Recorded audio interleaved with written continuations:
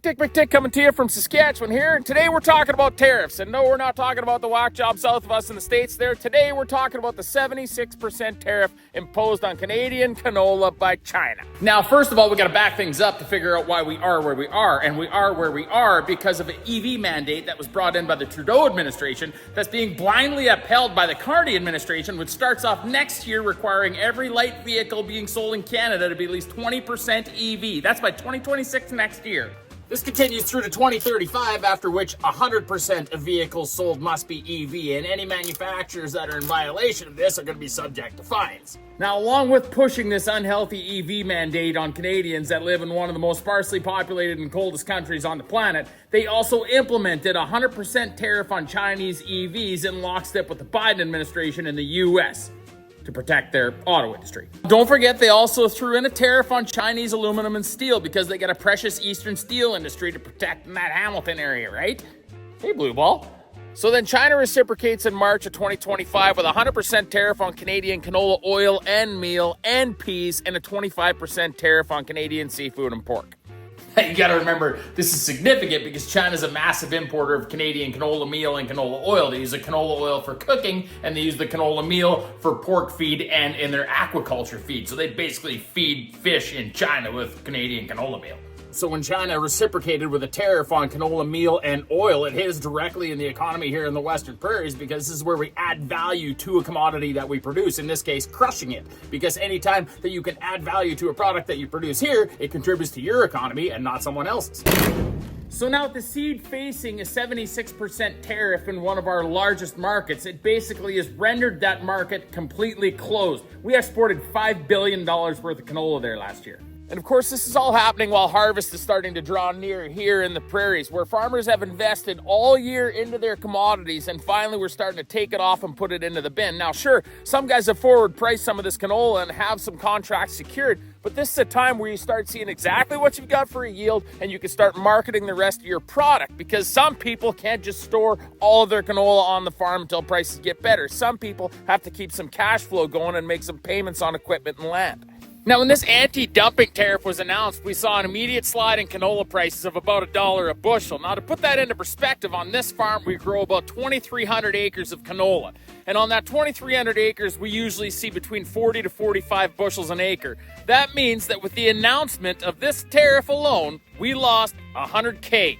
Almost $100,000 gone overnight from our farm because our federal government is trying to protect an industry that basically imports most of the components they use in their EVs from China anyways, and then uses $80 an hour union employee jobs to put them all together, and then tries to force them onto the Canadian population that doesn't fucking want them anyways. The canola industry is responsible for over 200,000 jobs, which is way larger than the steel, aluminum, and auto industry put together. So then why, might you ask, are we always being the sacrificial lamb for the federal government? Well, it's for a couple of reasons. Reason number one is because Western Canada has the commodities that the federal government needs to use as bargaining chips. Think fuel, food, fertilizer, all the good stuff that we need to export to other countries.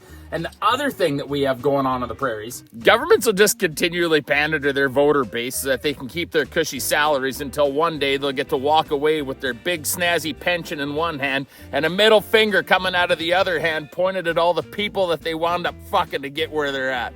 As you see here, where most of Canada's canola crop has grown, there's no chance of the government losing any voter support here whatsoever because there isn't any. So what better commodity to use in a trade dispute than these peasants' fucking canola? Because no matter what government it is, their only job once they're elected is to try and get themselves reelected. So if a portion of the country exists that had no intention of voting for them whatsoever, and that part of the country happens to contain a commodity that they can use in a trade dispute to their advantage while at a disadvantage to the people that have the commodity, well, they're gonna fucking do it. But then alternatively, you see Bill C-202, which was passed almost immediately by the Carney administration, which protects supply managed farms, which is dairy, poultry, and eggs. Do you want to take a guess where most of those types of farms are located in this country and how they vote? Now, what's going to happen to canola growers in Western Canada here? I would imagine that the government's going to try and offer some sort of slim compensation through the Ag Stability Program, which a whole bunch of us aren't enrolled in anyways, because to be perfectly honest, it's bullshit. Basically, all we want out here is just for the government to to get the fuck out of our way and stop using us as bargaining chips to try and promote industries that basically don't exist in the East. Just let us do what we do and export it and get paid for it. What's probably going to wind up happening is all of a sudden, magically, China's not going to have a problem with Australia's canola anymore, and they're going to start importing from them. But Australia can't meet the demand of what China's going to need, so we're probably going to wind up seeing Canadian canola taking a route through Australia or some other country and then eventually making it into the Chinese market anyways. And the only people who that's going to cost money are Canadian producers. At the end of the day, it's going to be the little guys out here that take the blow for this, not any of the global elitists that are running around playing chess with each other. To them, we're just a bunch of pawns that they're using in this big scheme of theirs. But I'll tell you what, I get pretty tired of being a pawn in a country that seems to show you every day just how few fucks it actually gives about you in Western Canada.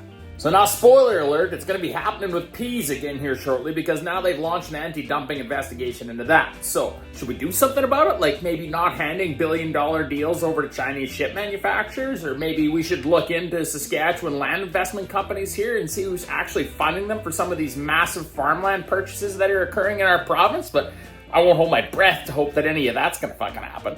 And for those of you thinking this guy's doing some kind of a magnificent job, I would ask you to readjust the height of your elbows because in case nobody noticed, we have no deal with the US right now. China's walking all over us. Actually, I haven't seen this guy do one thing that has been of use to Canada since he's come into power. And there's people saying, no, he's doing a great job. Well, the reason is because the only thing you have to compare this guy to is his predecessor. And I would say that this broom could do a better job than his predecessor, so we need to set the bar a little bit higher for this guy.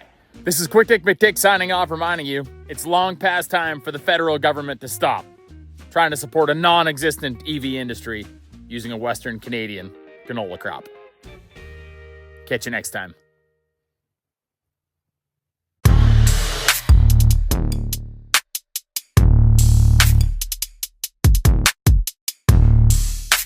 Oh, and to all the canola oil is poison group in the comment section there, I would invite you to go jerk off to another Joe Rogan and RFK podcast. And to all the farmers that are like, rah, yeah, fuck China, I would ask you to check the active ingredients to any of your glyphosate that you purchase.